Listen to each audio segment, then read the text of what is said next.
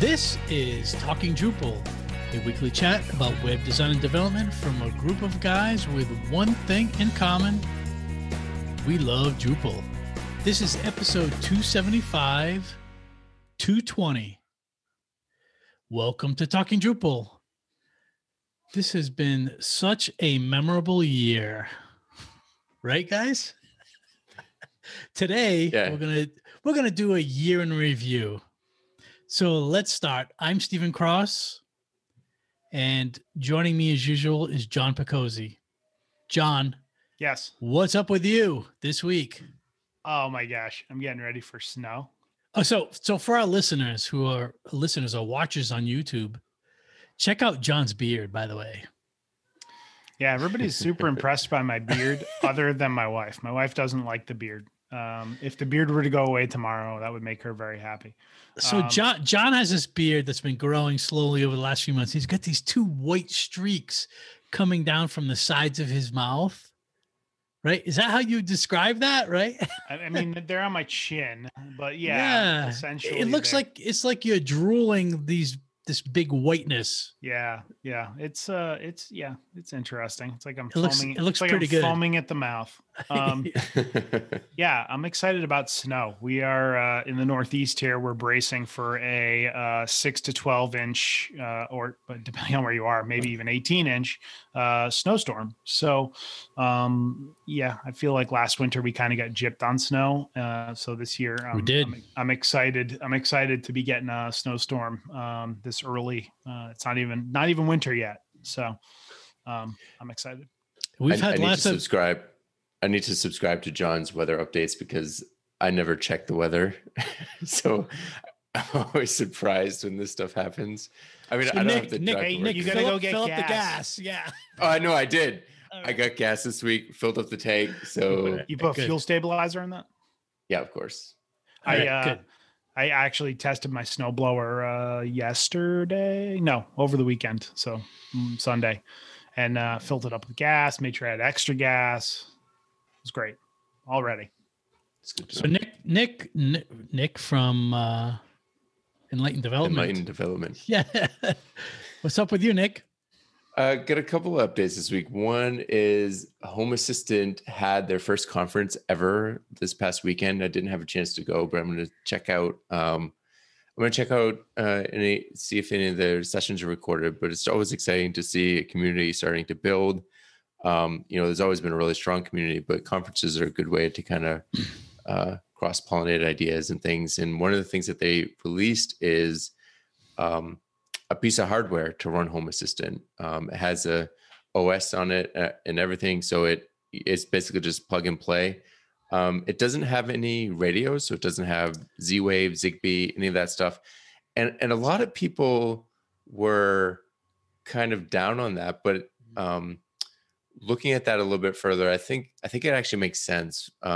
One is not everybody needs Z-Wave, and that would add $30-$40 to the price. That's 20% of the price for something that not everybody needs. And Z-Wave is specific to your country, so Europe has a different frequency than the US. And same thing for Zigbee, Wi-Fi, all those things. So I think it's $110, or if you don't get the case, and it's $140 if you get the case. And it looks pretty nice. So I was kind of on the fence of getting it. I think I'm going to not get it because I have a Docker more powerful install, so I don't really need it. But I'm definitely looking for ways to support them. Nick, I fully encourage you to buy it so I can learn more about it. So I think you should buy it. I might, just to support the team. Depends if I can get the case or not. I think the case has already been sold out, and that's really kind of what I wanted. But I'm on the fence. I'll think about it. The other thing I wanted to update, this is for video viewers. My wife gave me an early Christmas present. She embroidered a shirt for me. Oh, look at that. Yeah, company logo. My logo. Yeah, it's got my logo right in the middle. So, she was having some fun learning how that tool works, learning Inkscape so she can figure out how to She did it on Linux. No, it's on Windows, but She used Inkscape on Linux. no, Windows. I mean, on Windows. Sorry. Yep. Oh, interesting. That's Yeah, an open source. It's an open source competitor to Illustrator. Yeah, and the reason why is there's an open source program for setting up the tooling for the pathing for the embroidery, and it works best with Inkscape. Wow. Most tools for that are closed source and extraordinarily expensive. Right. Yeah. So she was playing around with that for the last, I don't know, couple of months, and she gave me this shirt about a week ago. So I'm really excited. It's got my light bulb right in the middle. Those on the camera can see it. So how about you, Stephen? What's new with you this week?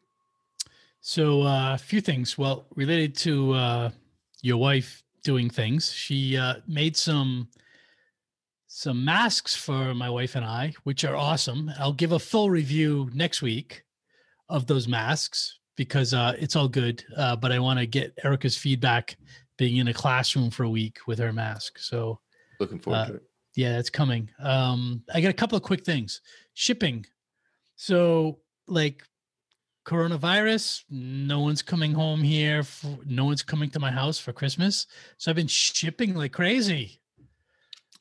Spending a lot of money on UPS and USPS.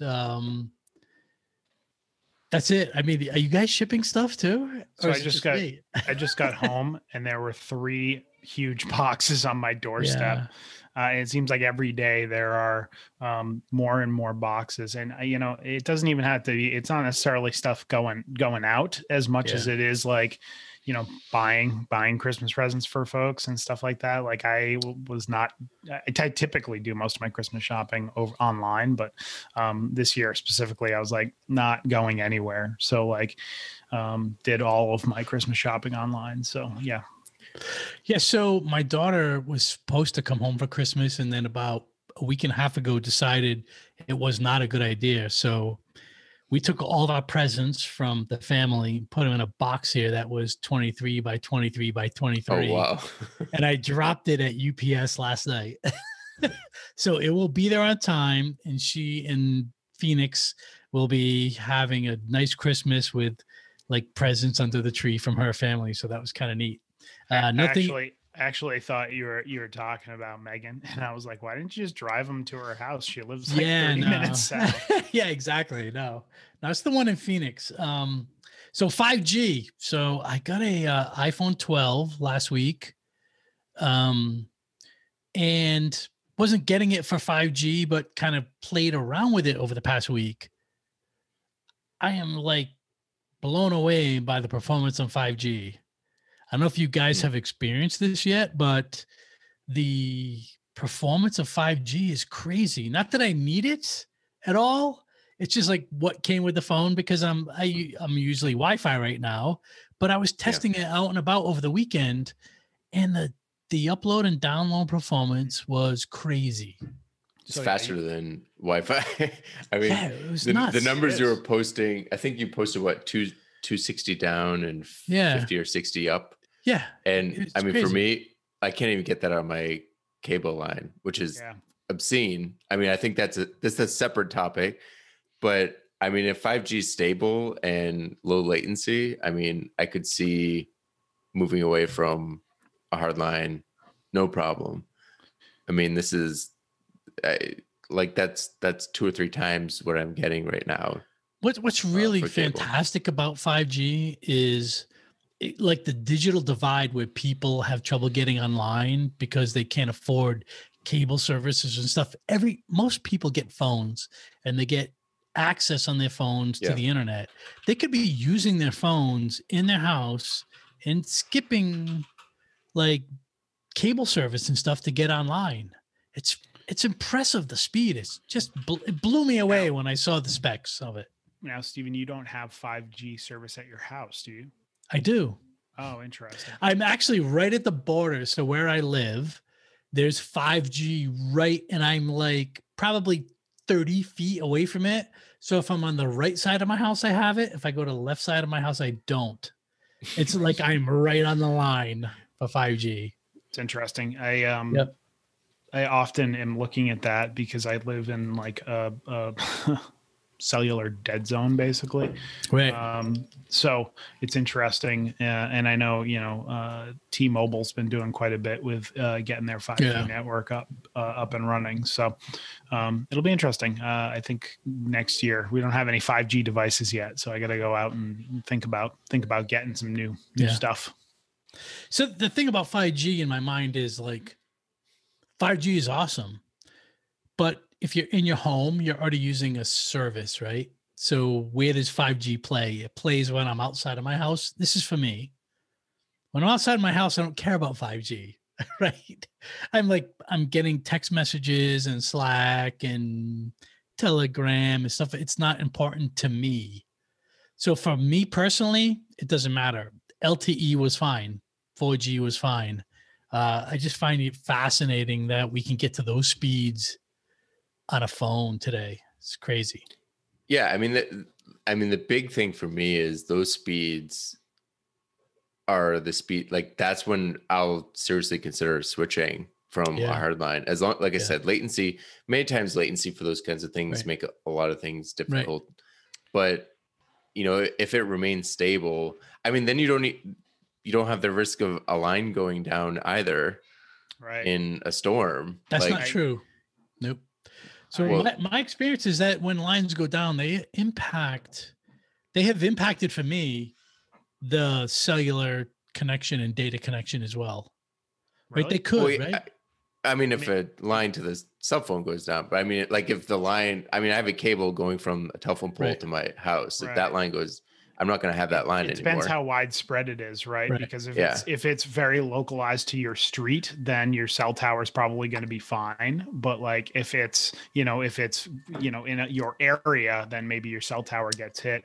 It's actually interesting you say that, Nick, because I've been for a while. We have a generator, so we're good on power. But I've been looking at hotspots for internet backup.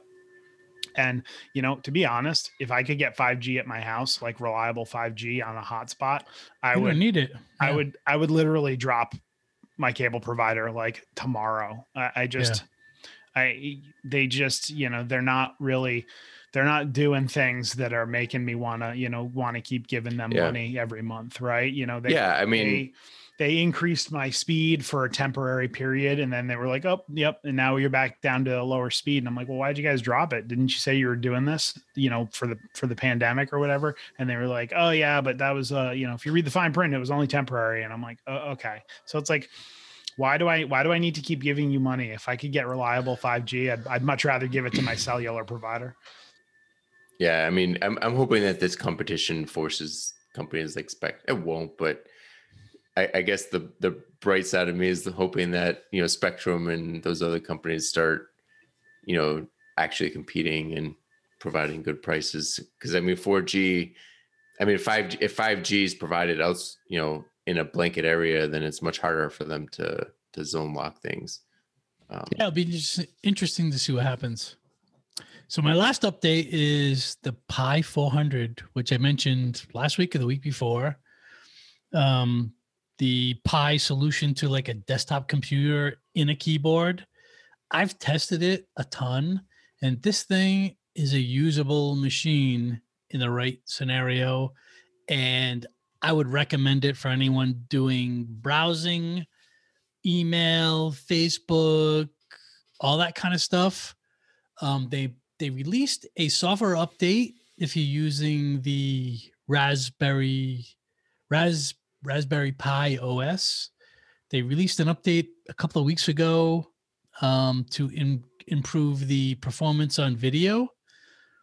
Okay. And YouTube videos work great. I mean, it's a great solution for $100 for someone who just needs to get online. So yeah, I mean, I think it's good for, like, I can really see it for people, like you said, people that just need access to like email, YouTube, that kind of thing. And that's what it's for. Since it's an SD card, you can just easily, I mean, of course you can have, there's other ways to have backups and things like that. But if it's SD card, you can just have 4 or 5 SD cards. They get viruses on there. You just swap it SD out. Card yeah, exactly. And flash it and you're good to go again. So like it's a great solution. What's the total cost in your mind, Steven? So, I mean, like you can get a pretty cheap laptop, right? It has all the components that you need to, could you get this for less? Like, could you say like for $300 you would get like a complete computer? Yeah. So that's an interesting question. So when you compare it to a laptop, right? With a laptop, you're saying someone's going to work on a laptop with a screen, the laptop screen. This is a desktop thing. So it can connect to, so the things you need with it, you need a screen and you need sound because it doesn't include sound with it. Mm-hmm. So if you have a TV you're hooking it to, and it has sound, that will work automatically. Right. If you have an LCD, you need some sound device. Yep. So I bought something that was a USB sound, USB speaker. It did not work when I initially bought it for this because I was testing this out. Then when Pi recently did their update 2 weeks ago, they improved the sound. They went to the name of it's missing me here. It's let me make a note for the edit here so I don't sound like a moron. Get it to thank you. Get my card out. I didn't have a card ready. Sound for Pi. So someone look it up. They went to, what is the Linux sound? Pulse Audio? Pulse, yeah. They installed Pulse Audio. Thank you. Just pause for a second. So they installed Pulse Audio in the recent update, and that fixed the USB sound device that I was using. So basically you need a screen and some sound. And if you buy the $100 option, it comes with the keyboard and the mouse and the micro SD card for $100. Oh, okay. It does, but it doesn't support DisplayPort, right? It's just HDMI. So it comes with a cable. That package comes with a cable that goes from the Pi to HDMI. Yep. So if you have a TV, you're good to go. Basically, $100, and you got a computer. You're good to go. Yeah, that's all you need. Yeah, because it comes with everything you need. Yep. It's pretty. Except, yeah, exactly. And it works for that basic stuff. Yeah. So I did some testing to see if I could do video editing on it. It worked. Wow. It actually worked. Yeah. So I used Kden Live. I installed Kden Live on it. This is a little bit like beyond the basic user functionality. But I could edit a video that for the show for 30 minutes, a 30-minute segment of our show. And it worked pretty well. You need to know some of the caveats with Kden Live to edit, but it actually worked. How much memory? It only has 4 gigs of memory in it, right? It has 4 gigs of memory. Yep. Huh. Yeah, it's really an impressive little machine for the right scenario. So check it out. Very cool. All right. Our topic for today is year in review. So what we're trying to do is look back at 220 and some of the 2020? main. Yeah. What did I say? 220? Yeah, you said it twice now. 2020. Thank you, John. Where else should I edit that in the show, by the way? In the intro. And you're telling me now. I was really tempted not to say anything this time either and to see how many times you said 220 throughout the show. Because then we could have just done a counter. I thought it was intentional. I don't know. I thought the cool kids were calling it 220 now. No, 2020. Thank you. No, just the old folks are. 20. Okay, so all right, let's just get into it. What do you say? Makes sense. So, 2020 year in review. Like if you just sit back and think about the year that we've just gone through, what are the things that stick out in your mind? Let's start with Nick. COVID-19. Yeah. Oh, sorry. I, I I was waiting for more of an intro. I don't understand. I don't see how I missed that. Sorry. We can edit that out. I'm gonna edit the crap out of this show. Thank you. Sorry. It's gonna be just like 2020. I heavily edited. Shit. So yeah, I mean, I think coronavirus. Well, no, it's Nick's intro. Yeah. Oh, yeah. Sorry. I was just pausing for a few seconds so we could find it. But now there's gonna be like 5 pauses in a row. So Steven will have trouble finding that. All right, let's just stop. Let's just stop for 1 second. All right. Whenever you're ready, Nick. So yeah, you can't mention 2020 without mentioning the one thing that's kind of upended everybody's lives. COVID-19, 19's in the name, so it started right at the end of 2019, but it really started hitting people's lives in January, February, March, and started really making significant worldwide changes from March onwards. So when you're looking back at the last year, I mean, this is the first, we've all lived through pandemics. We've all been through H1N1. But this is the first pandemic that has significantly impacted. Nick, do you think people. that the public is aware that we live through pandemics? To me, this is the first pandemic for me. I think people are aware that pandemics have existed, like Ebola. I mean, I remember in, what was it, 2014? Sure. But for a lot of people, it's always been like somewhere else. Pandemics happen here with the flu and H1N1? Probably not. No. But this is the first one that's really kind of upended society, at least in my memory. So when you're kind of looking at this year, what kind of stands out to you, John? The resilience of people and really, people's ability to stand up and help one another. I think we all have been lucky enough to keep on working right through this thing. But, I think there are a lot of people out there that are not as fortunate. And I think that they are relying on, the kindness of others. I also think that we as a people have realized that we take a lot of people for granted. At the top of that list is healthcare workers, teachers, postal workers. We just talked about, Stephen and I getting and giving boxes, delivery drivers, grocery workers, all of these people that are, we before this, we interacted with on a daily, weekly basis.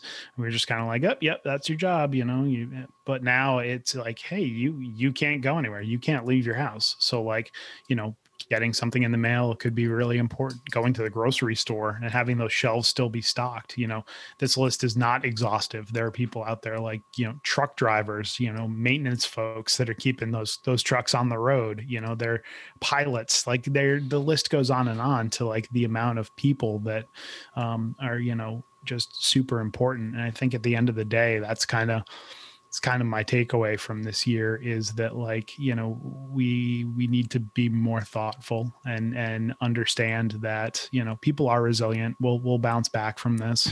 And we just have to be appreciative of those individuals that are out there that are making our lives better, both directly and indirectly. Yeah. I mean, for me, it's been a crazy year. I think that it's been a dichotomy. I think there's been kind of two things that I've seen that really stand out to me. One is,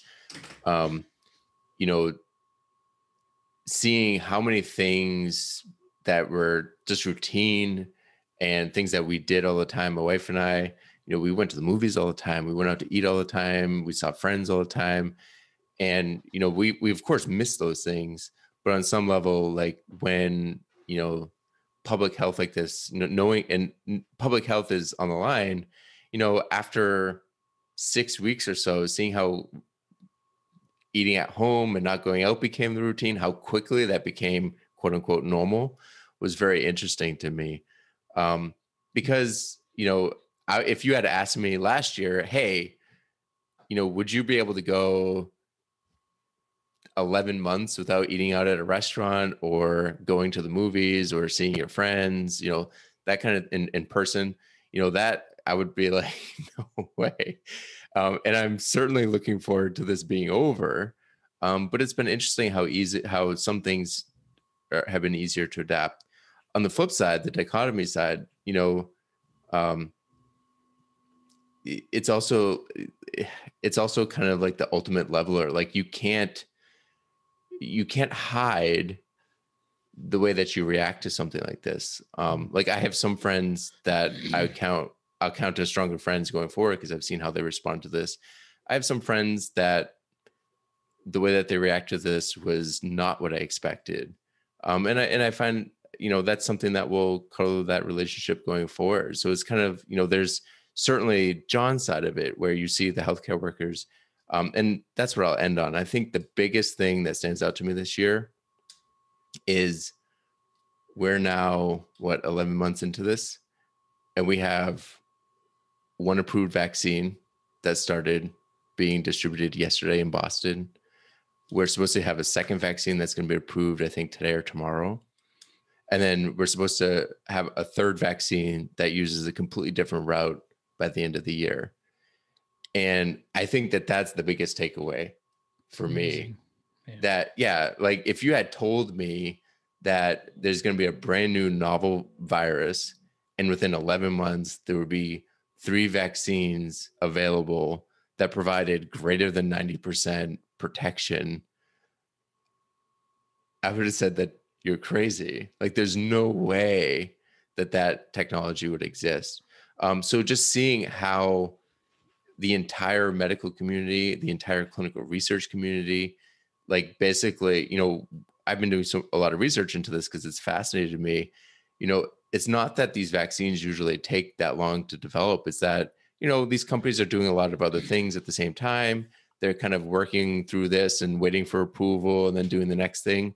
But with coronavirus, because it's impacted so many people so horrifically, every company basically has dropped every single thing. And, and I'm not even talking about approvals with the FDA. I'm talking about like internal approvals. Like if a company wants to work on X vaccine, they have to ask, we need this funding.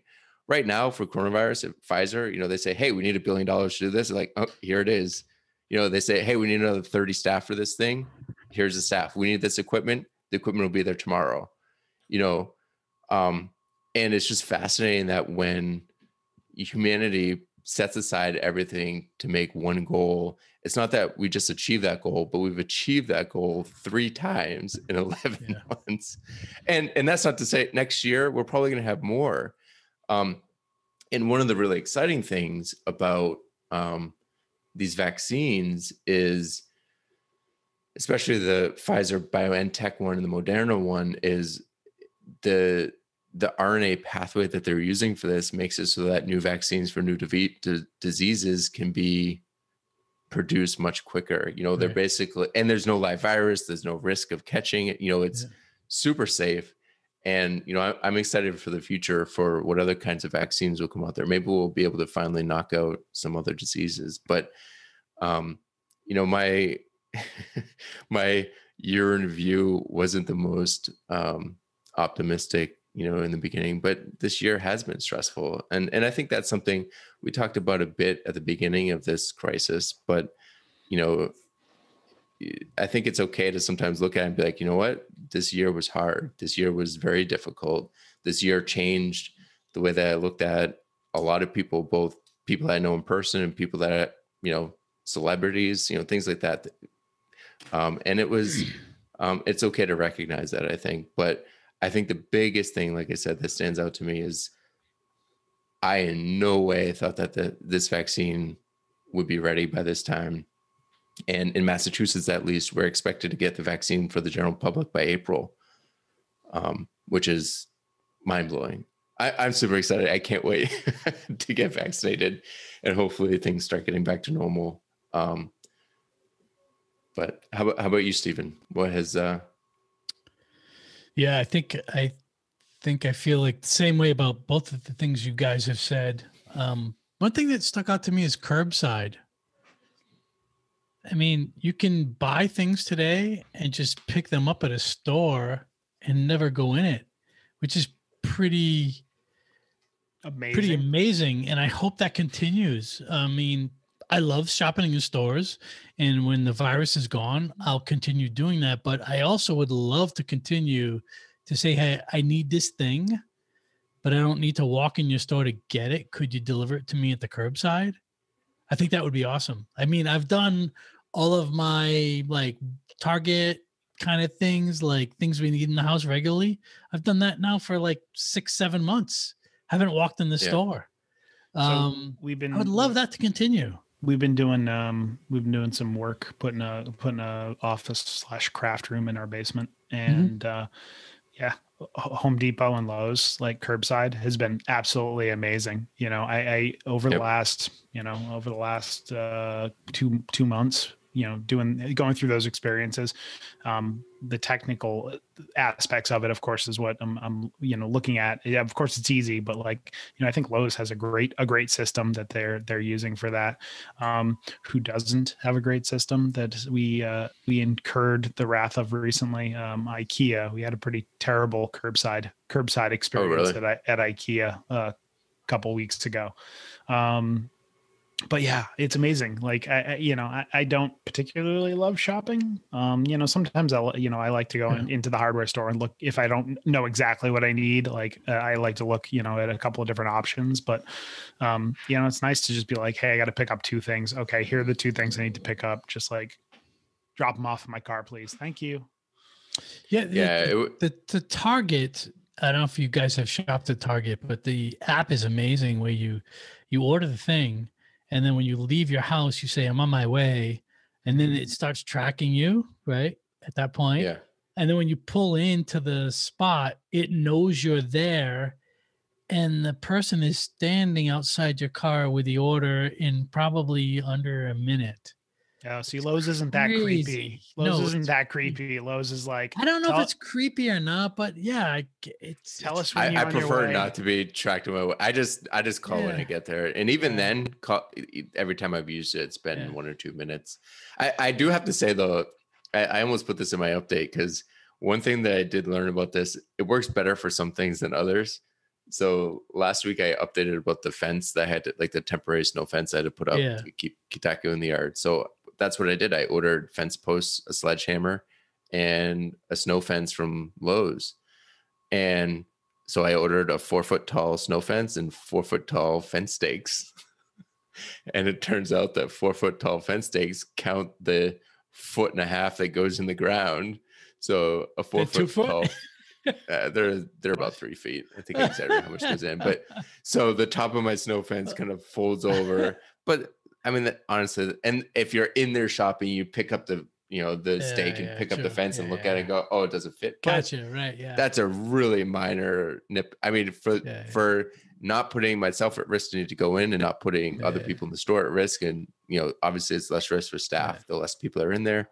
That's a really minor you got to be super specific. We were getting 2x4s, and if you've ever gotten 2x4s, you know that they come in various qualities. I can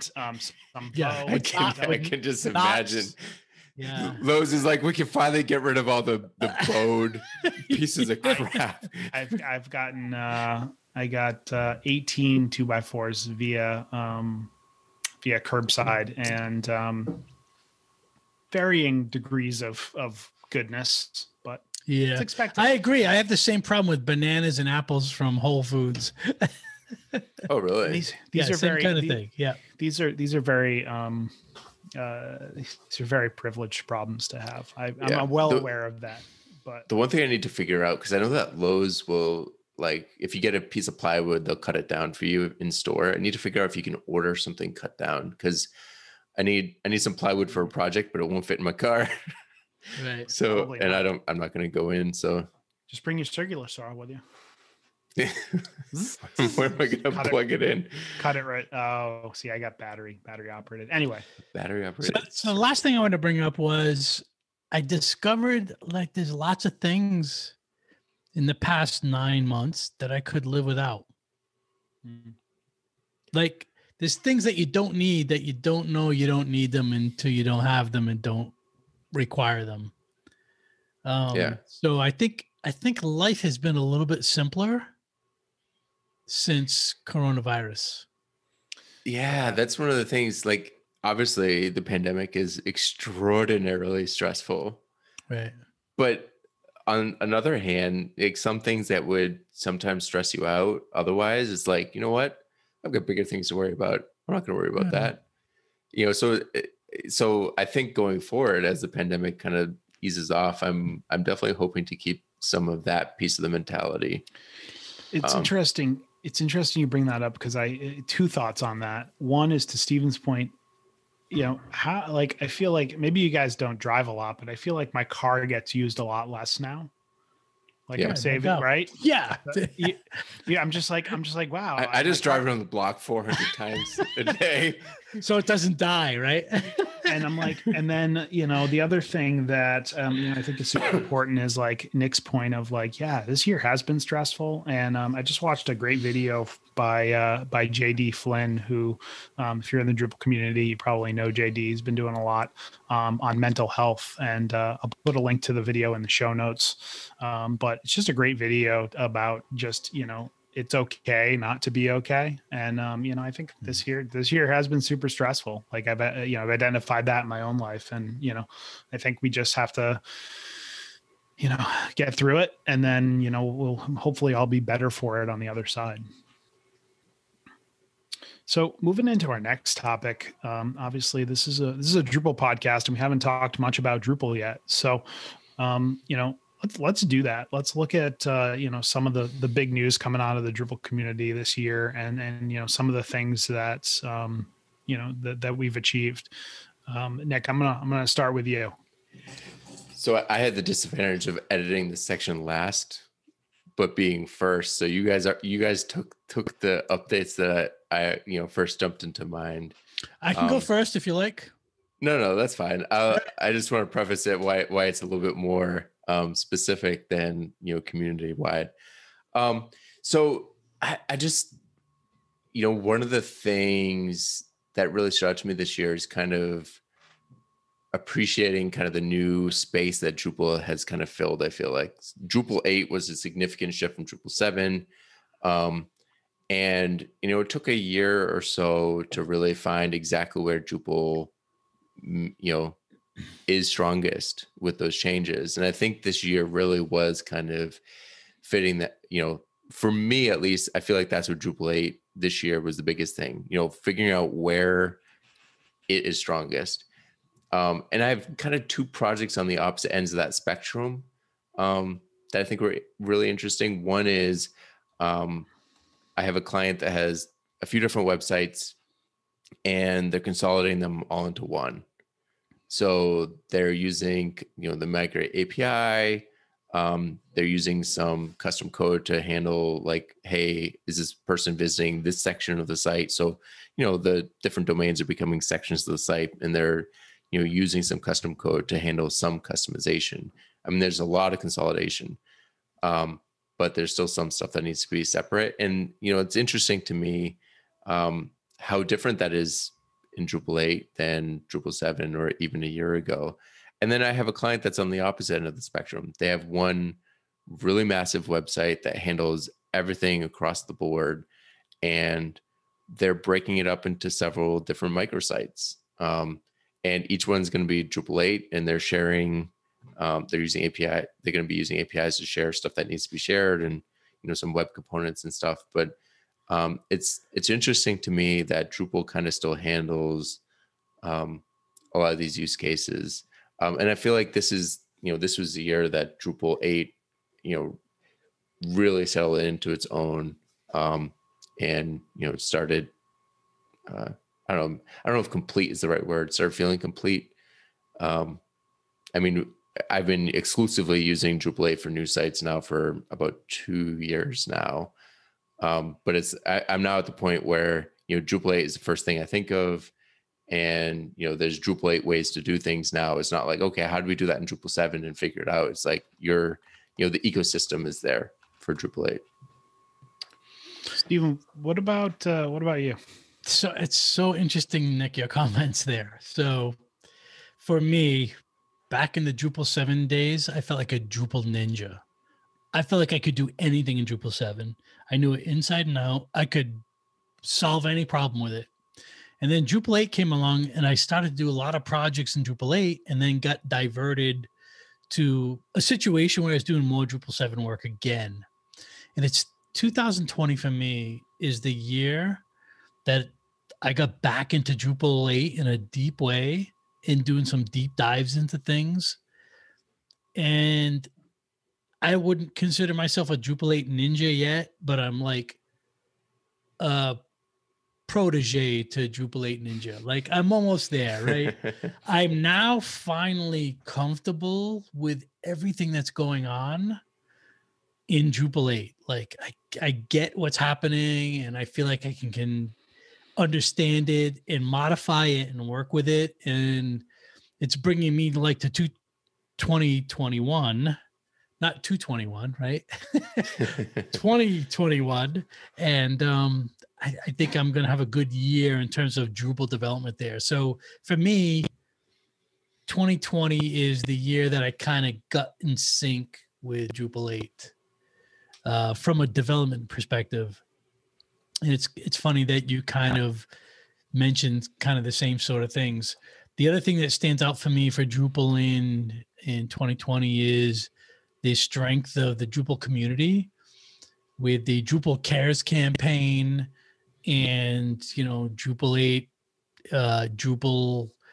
DrupalCon going virtual and people jumping in, and the access I've had to communities in Drupal, it feels like a stronger year for me.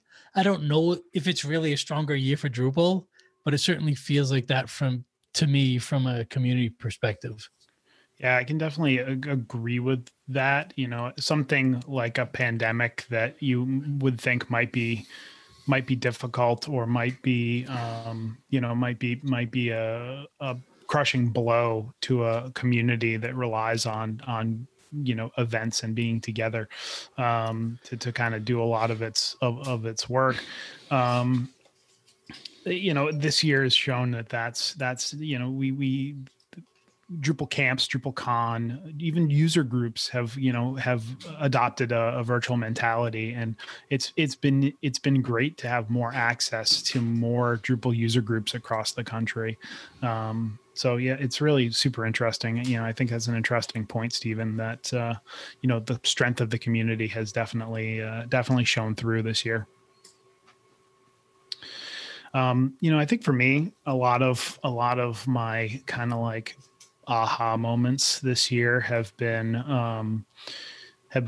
more platform related. I think Nick hit it on the head where Drupal is getting to a point now where it's feeling like more of an enterprise platform, right? It's feeling more of a more diverse in its ability to do a bunch of different things, and going to DrupalCon Global, which was a virtual event, listening to Dries and having him talk about, Drupal 10 being released in June 2022. Like Drupal 9 just got released, and like we're talking about Drupal 10, it was kind of exciting. But I think what was exciting about it was his vision for adding a JS menu component and a JS framework to Drupal, specifically the menu component, to make headless Drupal more accessible to folks. I think that move in having Drupal be more of a data structuring tool, and being able to kind of use your own front end or use a static front end. I think that's going to be really interesting to see over the next year, and how that develops, because Drupal's great at storing data. Like you can store data in fields and break it up however you want. Like everybody that's listening to this podcast knows that. But being able to get that data out to like a React front end or a Vue.js front end, I think is super, super important. And then, the last thing I think I'm really excited about and really, really happy that we were able to, or well, the collective the Drupal Association was able to get out this year were merge requests on Drupal.org for Drupal issues. I think that's going to be huge for getting more people involved in the community and making it more accessible for people that don't love the command line, that don't really know how to code, to get in and be able to do things with the code, like update help text and review PRs or merge requests and whatnot. So I mean, even just great. normal contribution. I mean, obviously, mid-level engineers and developers can figure out our current patch workflow, but that's just an extra odd barrier to entry. I mean, if somebody Absolutely. develops in some other platform, they're just use it like, WordPress plugins generally just live on GitHub, and other Silverstripe plugins live on GitHub, and they just use that workflow. So opening up this space to those types of developers without having them have to jump through hoops means that we'll get more opportunity there. And Preserve, I think the two most important things that Drupal has with this is all the modules and issues exist on Drupal.org. I can't tell you, when you're not using Drupal, Right. finding modules or reliable modules for other platforms is so difficult because it's just random people's GitHub pages. And, there's no consistency in anything between module to module or whatever they could plug in, whatever they call it. Whereas, and I think that's one of the strongest things that Drupal has in that space. And then the patching workflow.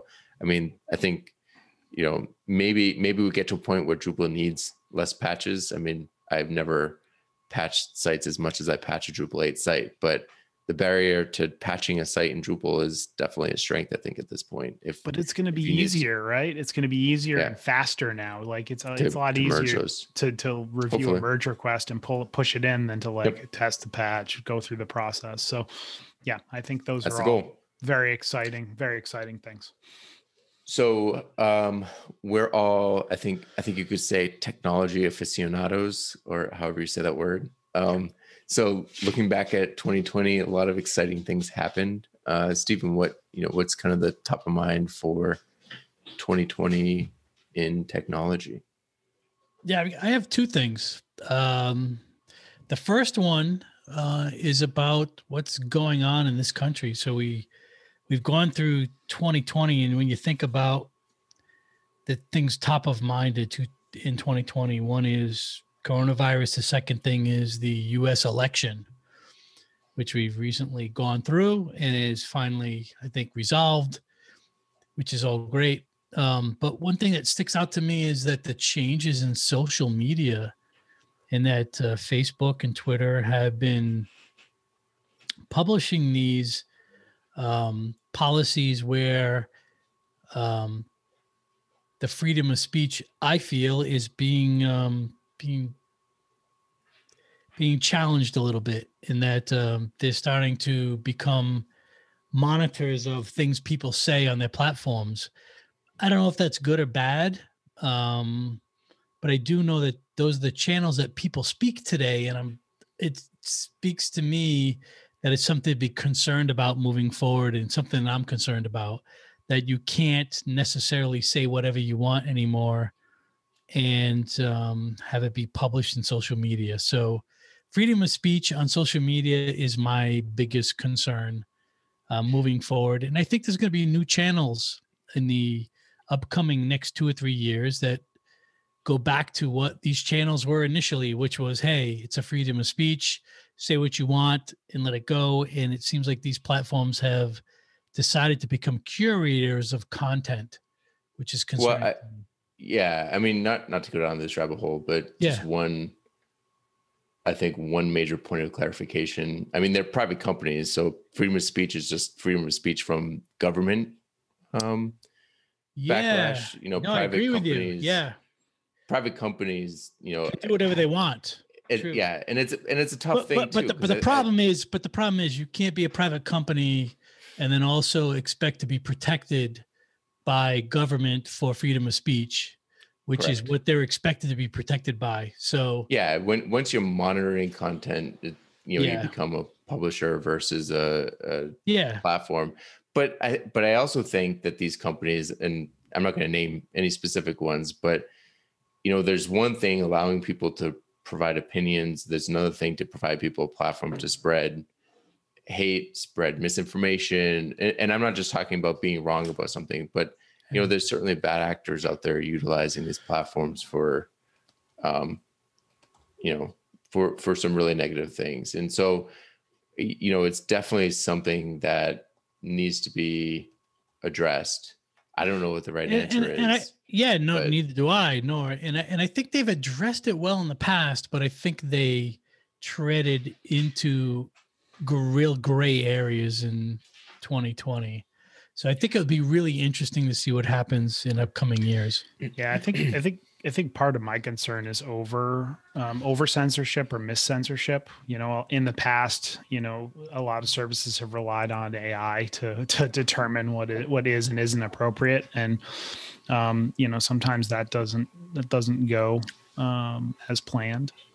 So yeah, I do think it'll be interesting to see how the social media kind of morphs over the next few years, and whether it's for the better or for the worse.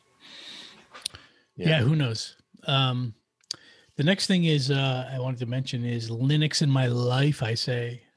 So as everyone knows listening to this, I'm sort of a Linux advocate and switched over almost 3 years ago now. And it became even more prominent in 2020 for me. In that, I installed a Pi with Pi-hole in my house this year, which has been great. And all of the Pi 400 that I mentioned early in the update, I mean, I think Linux is just a great place to be. And it just seems like that decision I made 3 years ago to switch over has been even more glorious in 2020. Yeah, I love Linux too. I mean, it's definitely. It's funny. I thought you were gonna come on and say that you were switching to a Microsoft platform because you felt like they were the future or something. But interesting, John. Hang on for some of the lower the other updates coming up. Oh boy. Yeah. All joking aside. No. Actually, we removed it. It was the. Oh, never mind. Yeah, it was it's the one we removed. Yeah. Okay. Yeah. I will expand on that a little bit. I think Microsoft's been doing some great things coming into the open source space and the developer focus space. So I'm excited to see that. I don't think any of us are switching to Microsoft based Windows based systems, but Microsoft's doing interesting stuff. Yeah, so is Apple with their M1 processors. There's a lot of interesting stuff going on. Yeah. So what stands out to you, John? That's a perfect segue. So I think the M1 is actually one of the things that stands out to me right now. And, I think what makes it interesting is a computer manufacturer, before Apple, creating the M1 chip, they were all using Intel or AMD chips, right? Which didn't necessarily, of course, Apple's making a lot of their own hardware. So it didn't really allow them to kind of fully utilize the chip, or there was latency there. I think people are seeing much faster, snappier computers with the Apple M1. And, I don't know. I'm interested to see where it goes. I'm interested to see if this is kind of like a new wave. Like, is Microsoft going to create a chip that, Windows is going to run super great on? I'm sure Linux is probably not going to create a chip, but maybe they create like a Linux centric chip. Who knows? I think that it's interesting to see this sort of dynamic for software hardware companies. And then I think the other thing that I find super interesting when looking back at like technology in 2021 or 2020, not 2021, not into the future, looking at the past. Just the adoption of Zoom and Slack and like remote working, like that is going to be something that is going to stick with us for like the foreseeable future. I'm hoping.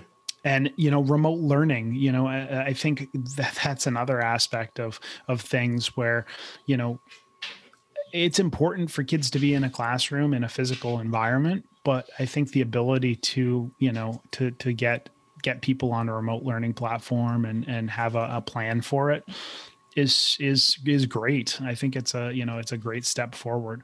So it'll be interesting to see. I know a lot of companies out there have said like, hey, we're not planning on going back to the office in 2021. We're gonna keep letting people work remote if that's what they want to do. You know, I have mixed feelings about it. I think there's some good social interaction from a workplace, but I think, you know, the disease spreading aspect of it obviously needs to be in check before returning to that environment. So, hey, John, I'm interested. So Nick and I are generally remote. yes. You have been in an office for years. Yes, it's true. Like if Oomph decided to go fully remote, how would you feel about that? Not a hybrid, but fully remote. Like not like some of the people are in the office and some aren't. Just fully remote environment. Right. So I mean, I think if we were going to go down that path, which I will say we are very much not going to go down that path, Yeah. but I think if we were, you know, I would just have to find other avenues for working collaboratively in like in like an office-esque environment. Could be going to a Starbucks, could be, you know, meeting up with a couple of coworkers at a co-working space, something like that. I mean, to be fair, we've pretty much been remote for 2020. You know, we closed our offices very early in the year, and didn't really, we reopened them over the summer, but you know, nobody has really gone into the office. I think, you know, over the course of this year, you know, after the first quarter of the year, you know, I've probably gone to the office twice, maybe 3 times. So, you know, for all intents and purposes, I am working remote, and yeah, it's okay. I just wonder, like in those cases, I just wonder why maintain an office space. Like if you find that, unless it's like seriously hindering your operations, which I can't imagine it is. I mean, speaking from our experience, or our plan is that, you know, our new office space is going to be more of a community space. And, you know, the goal is to, when responsible and acceptable, to have more community events there and really focus more on, you know, it being kind of an open office concept. You can come to work if you want, you can work from home if you want, whatever you want to do. Interesting. So hosting, you know, Drupal or open source based events, meetups, stuff like that, webinars, you know, makes sense. You know, that's going to be the goal of our new office space. So I wonder if a lot of companies are taking that approach, but I would imagine a lot of companies are just going to look at it and go, we're going to shed the office because, you know, people are. Yeah. I mean, one possible side effect of that too is, I mean, if offices start to close, then they consolidate, and that opens up room for housing. So hopefully that can bring some relief in that sector too, because I know big city housing is a major problem. For me, I think the biggest technology thing that came up for me is Docker yet again. Like I've just grown my local Docker install, my home server setup a bit more. And I think it came a little bit later in the year. But one of the things that I've been focusing on is a documentation setup, you know, so not to be morbid. What do you mean by that? Documentation setup? Yeah. So not to be morbid, but you know, with the pandemic going on, one of the things that you think about is what happens if I'm gone. And so I've been working documenting things, so that. So you took it a step beyond who cares. Yeah. Okay. Absolutely. But it's also not just like, hey, if I die, this is going to go. It's, I found there's a project called Bookstack, which is kind of like a self-hosted wiki built on, I think, Laravel and Symfony. And, it's even just myself, like I was looking through some of my stuff and I'm like, I have no idea how I set this up and how this works. And so just documenting it has been kind of fun to kind of look back and say, okay, I set up this stack to test this other thing, how I might as well document how that happened. So another 6 months from now, when I update something and break it, I can go back and figure it out myself. So, it kind of started with, what kinds of things should I document to, hey, I should document this stuff for myself. And, it's been interesting because documentation is important when it's for a client, but whoever gets around to documenting stuff. But Nick, isn't it, if you're thinking about your personal life, it's not documenting for you, right? Yeah. So you need to document it in a way that someone who's not a tech wizard could function with your documentation. Yeah. Yeah, that's the ultimate goal. Right, okay. Getting it documented in the first place, I think, is also a lofty goal. I mean, leaving documentation for someone when you're gone that implies someone knows what you know is almost useless documentation, isn't it? Well, I mean, there's two. I mean, not to go down this rabbit hole because we're coming up on the end, but yeah, I mean, there's kind of two aspects. There's kind of two aspects to it. One is business documentation, like polishing up because I have some business documentation that I maintain, but polishing that up so that, if I'm gone, somebody who does have my level could kind of take over and transfer stuff. Gotcha. And then other stuff there's also like just home stuff. Like here's how you get into these servers and these accounts. And these are the kinds of services you'll need to shut down and like that kind of stuff. So I see an episode here about end of life episode with what do they call it? The bus rule. It's interesting because Nick, this year I actually had I think I told our listeners, but I had a colonoscopy, and that's like routine, a routine procedure. I was not concerned about anything, but I wrote my wife a letter that was like, here are all the things that you need to know if something goes sideways. And, luckily we didn't need to use it. Clearly I'm still very much here, but it's something that you think about when, these sorts of health risks or health scare scenarios happen. Right. And, I don't know, you should probably take the more active approach that you're taking, because you're right. You never know when you can get hit by a bus or like a, big rock falls out of the sky and hits you in the head and that's it, So you should also get a will for people listening. They're usually cheaper than you think, and they can save your loved ones from please do that. So much heartache and pain. I've had family members that have not had wills, and probate is difficult. Nightmare. So yeah. So this is, should we rename the show to Nick Depresses Everyone? This is like the third time. All right. So let's go into the last piece here, which is you can't elaborate. You can only answer questions. You ready? Sure. Lightning round, if you will. Lightning round 2020. Stay at home favorites. Nick, favorite movie? Inception. I mean, not Inception, Interstellar. Okay. All right. It's not a 2020 movie, but it's the one I've watched. Okay, it's good. Okay. John, do you have one? No. Okay. Steven. Hamilton. Favorite movie. Disney Plus. Oh, yeah. Way to go. Okay, next one. Favorite TV series, or not TV series, but like long episodes or mini series. Nick, you got one? No. I watched so many. Come on, give me one. Come on, give us one. Stranger Things. Okay. No, not 2020 again. You're done. You can't include that. I got answers for the rest of them. Don't worry. No. All right. Okay. John. I got two. I would say the Queen's Gambit and Schitt's Creek. Oh, nice. Okay, good. Either of them. For me, it would be Queen's Gambit was good, and also I enjoyed Defending Jacob. Interesting. I haven't heard of it. It was on Apple Plus. I don't think I have the name right. Defending Jacob. It's something like that. Okay, very close. All right.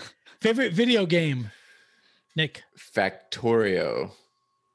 It's a factory building game. A lot of fun. Spent way too much time on it this year. Okay, good. John? So Queen's Gambit got me back into chess. Chess.com has a pretty good app. So check it out. Okay, John, we'll have to hook up on there.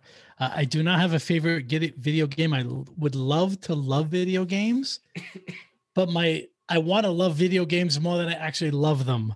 So I don't have one there. I don't even know what that means, but okay. Yeah, so non-video games. Do you guys have board games or family games?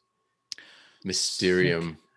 It's a game where I think up to 7 people play. One person is the ghost, and the other people are detectives trying to figure out who killed the ghost. So the ghost can't speak, but there's like cards they flip over to give hints. Gotcha. It's kind of like a clue game. Yep. But it's a lot of fun. I enjoyed it a lot. It's kind of complex the first time we play it, but really a lot of replay value. A lot of fun. John, you guys must have board games you play at home. Yeah. Old school Monopoly. Yep. My kids love Monopoly and Battleship. Battleship's a good one if you need something kind of on the quicker side. Great. For me, my wife and I play cards every night after dinner. We have a game we call 3 Up. Don't know what the official name is, but we love that. Play it every night. Okay. Next category. Stay-at-home meals, things that you've cooked in the home that like you can go to that during the pandemic is like, hey, if I cook this, everyone will be happy. What is it, Nick? We've been doing pizza. Takes us about 15 minutes to make it.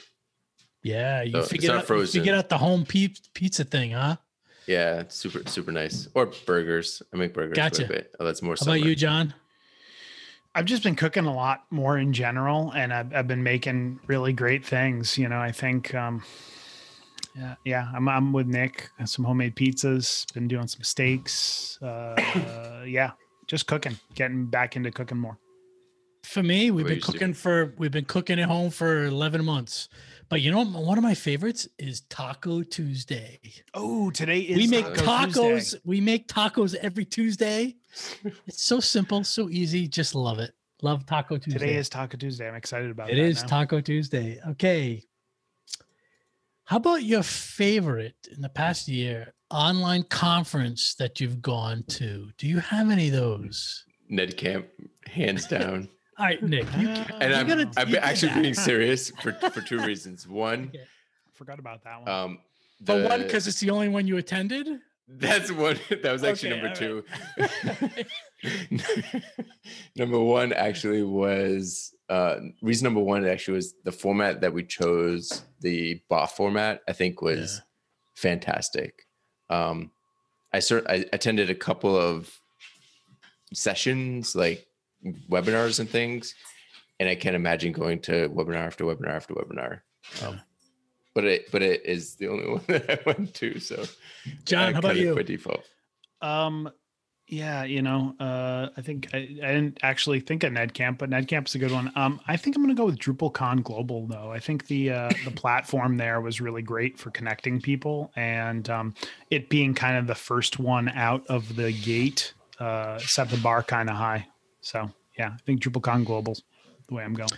Yeah, for me, I haven't attended. I think I attended 3 conferences and a number of meetups, but GovCon was fun for me. I enjoyed that a lot. Made a lot of connections there. Had a good time in that time. I will say Bureau of Digital did a kind of like a networking thing. Yeah. And they used a service called, I think, Remo or something like that. That was basically like put people into different like tables, and you could video chat within your table about certain topics. That was really cool too. All right. So we've all been using online services for the last 10 months. Your favorite online service, Nick? I know this probably isn't what you meant, but curbside pickups because, It's good. I think, like the ability to not go to Amazon and still get something safely has been stellar. John. Oh man, there's so many. Big Amazon fan. I think recently I ordered a plant from the Sill, which was super interesting to be able to get like a live plant at my house in really good condition. So I think that's pretty interesting. I'm with Nick though on the curbside pickup. I think that's one of the big takeaways this year.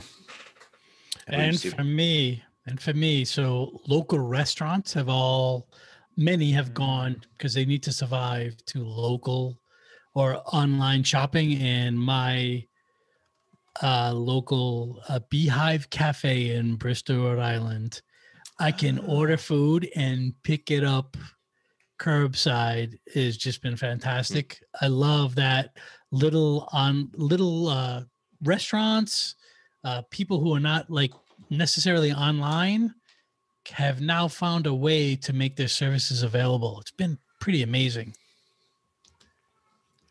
Yeah, I'm hoping a lot of that type of ingenuity kind of sticks around. I'm expecting it will. Yeah, me too. I think I want to end on a high note.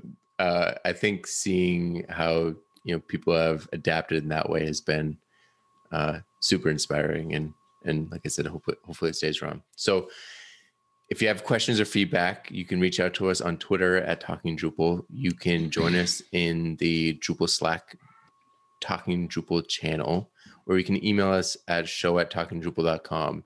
You can also get show updates by signing up for our newsletter at talkingdrupal.com/newsletter.